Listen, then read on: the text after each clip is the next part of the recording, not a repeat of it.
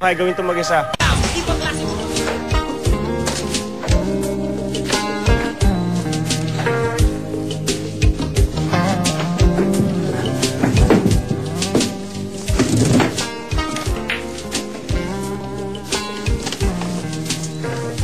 Joy?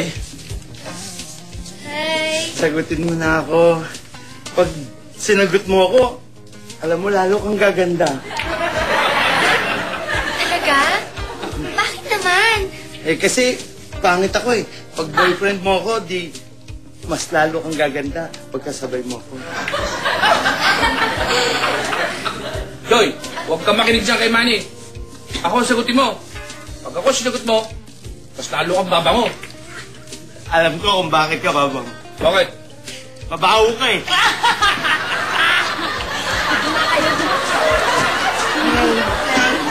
Pag ako sinagot mo, Joy, pag tayong dalawa nagkatuluyan, kahit brown out, magiging maliwanag ang magiging tahanan natin. Talaga? Bakit naman? Siyempre, dalawa na tayong ilaw ng tahanan. See? See? Sino sa amin sasagutin mo? Yay, sorry kasi may nauna na sa inyo. May boyfriend na. May boyfriend ka na, hindi pa naman kayo kasal eh. Ano yun? Ano ka ba? Balak na nga niya akong pakasalan eh. Na-imagine ko na nga yung wedding day namin.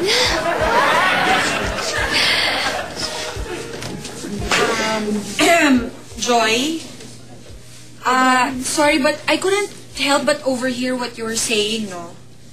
At, anyway, pareho naman tayong babae. And, in fairness to you, ayoko naman ma-disappoint ka. Bakit? Anong ibig mong sabihin? Yung boyfriend mo, hindi ka pwedeng pakasalan nun. Bakit naman? Kasi, may asawa na siya. Ha? At may anak pa. What? Manloloko na yan? Teka, matawagan mo.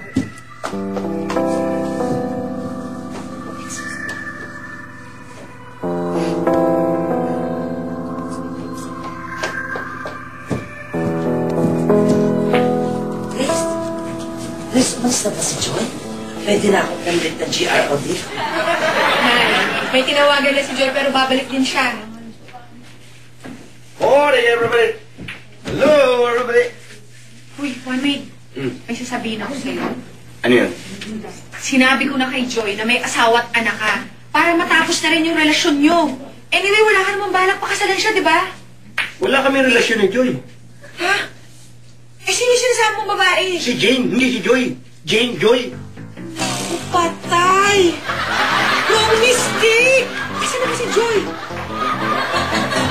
Grace, thank you. Thank you talaga. Thank you. Ha? Bakit?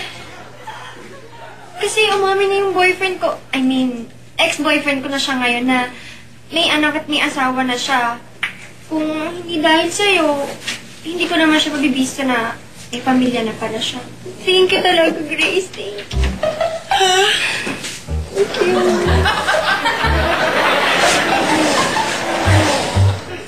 Ay, Vice. Attorney, good morning. Good morning, napadaan kayo.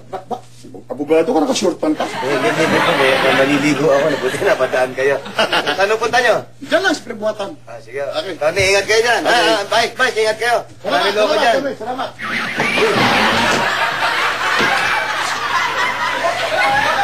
Alam mo! Hindi ka muna, Paul. Ano mo ang pinagsasabi? Pinagkikwento mo kay Greg, ha? Ano na naman yung wala-wala? Kung hindi kayo ito, walang pinagsabi mo. Wala. Sige, tuloy mo na yung pagpilitan mo yung wala-wala mo at wala ka nang kibuha. Kinabukasan dahil papatay na ka. Teka mo, Nay! Nay!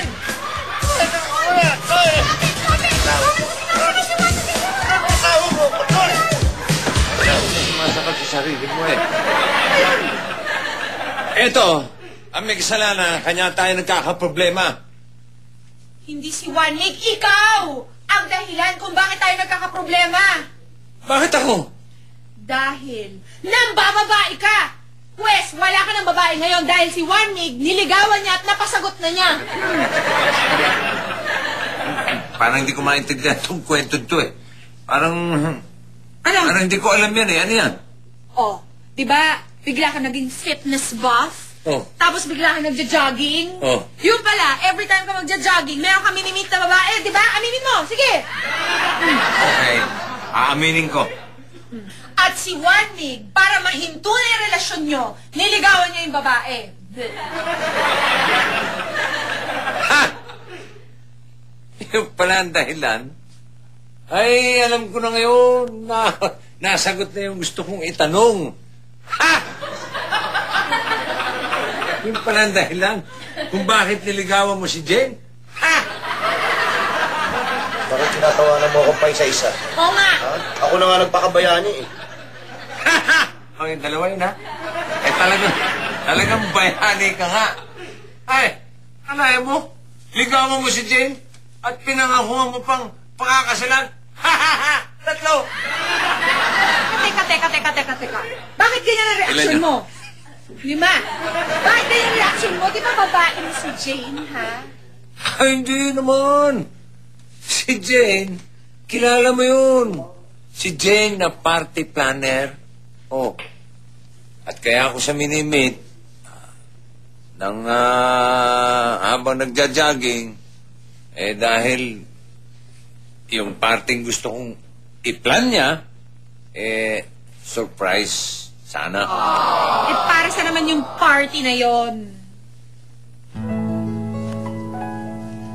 Eh para sa atin, o hindi ba, 5th wedding anniversary natin. Hindi mo nakalimutan. Oo, wag ka agad bumibigay na gano'n eh. Ba't may pa-jogging-jogging pa yan? Kasi nga, nagpapakondisyon ako. Gusto ko sumali sa marathon. May marathon bukas. Eh, bakit ka sasali doon? Eh, kung sakaling manalo ko, yung cash prize dun, yun na ibabayad ko kay Jane. Nakapag-down na ako, pero konti pa lang. Malaki pang kulang. Sige, honey. Sumali kita sa marathon. Eh, i-cheer pa kita. Hindi na pwede. Eh, durog na yung pa ako eh. Ano ako magmamarathon? Ha! Oh, ba't naman ikaw tumatawa ngayon ng paisa-isa? Ha! Ha! O ba, dalawa pa? Malas niyo, Brad. Oh, ikaw ang malas. Paano kung magiging malas? Hindi naman ako napilayan. Ayun na si Jane. Hi, Juanig. Wala ako ng simbahan. Tapos pwede ko nang isama. Uy! Oh, gano'n na.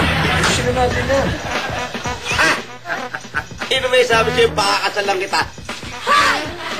Nangako ka gusto mo. Ano mga ako? Wala akong pila. Ha! Ano pag tumakas sa akin? Teka! Day! Day! Wala naman!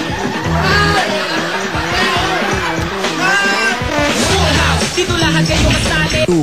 Person sa inyong dalawa. Thank you.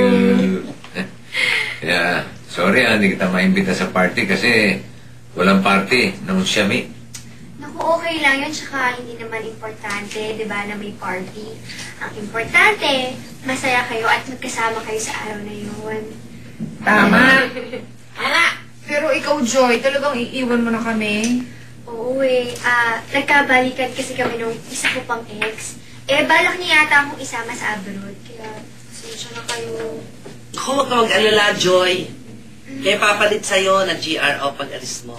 Sino? Bakit? Kalokohan na. Pag pinagpilitan mo sarili mo at ikaw naging GRO dito, malamang magsasara ito. Ang sakit mo magsalito. Sige, ako naman nabulot. Oh, Joy, salamat ulit sa paglilingkod mo sa amin. Maikling panahon na malaki na itulong mo dito sa karinderya. Talaga po. Pero gusto ko rin syempre magpasalamat sa inyo. Saka, saan po pala si Wally? Kasi siya yung kumuha sa akin dito sa sabi ng paalam. Si Juan Ling. Alam ko, nakahuli ni Jane eh.